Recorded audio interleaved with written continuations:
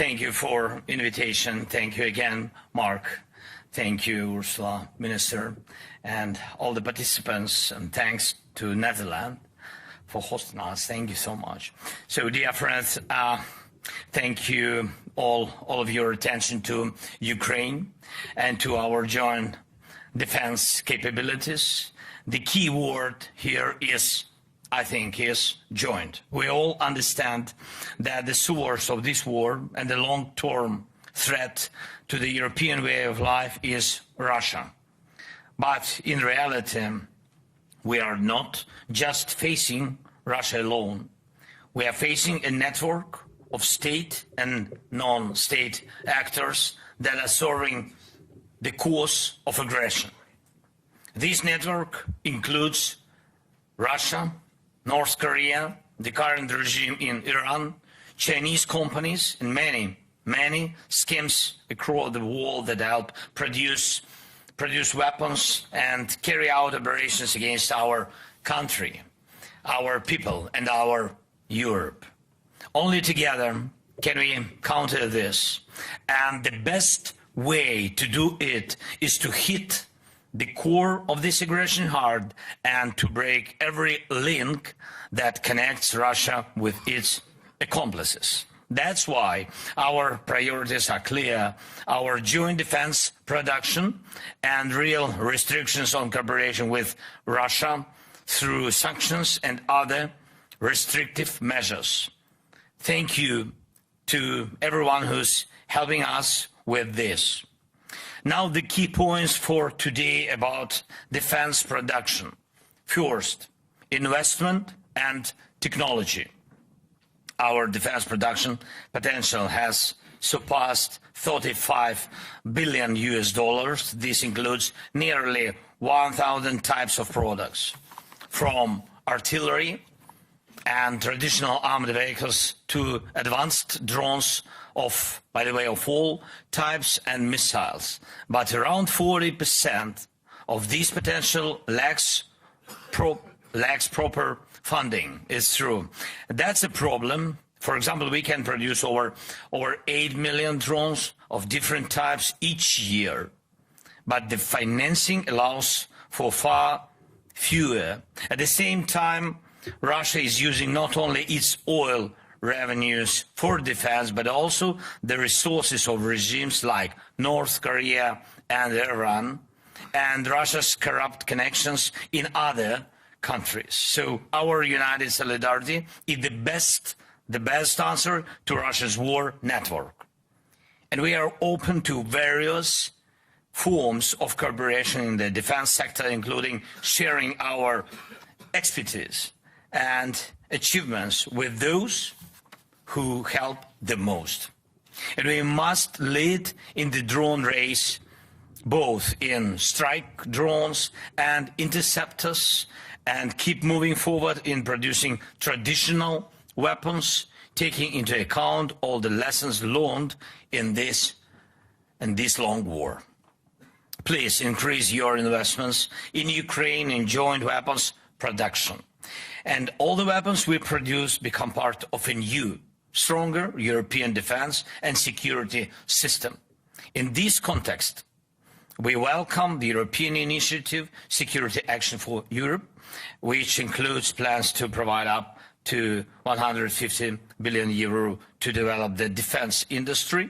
And we call for this program to also be actively used as an extra source of support for our shared security.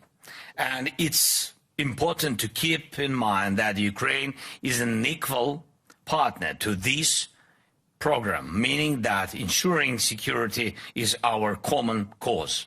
Second, long-term resilience of our countries. There are no signs that Putin wants to stop this war. Russia rejects all peace proposals, including those from the United States of America. Putin only thinks about war. That's a fact.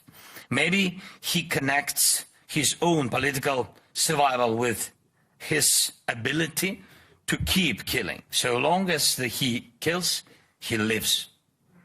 And our intelligence confirmed this.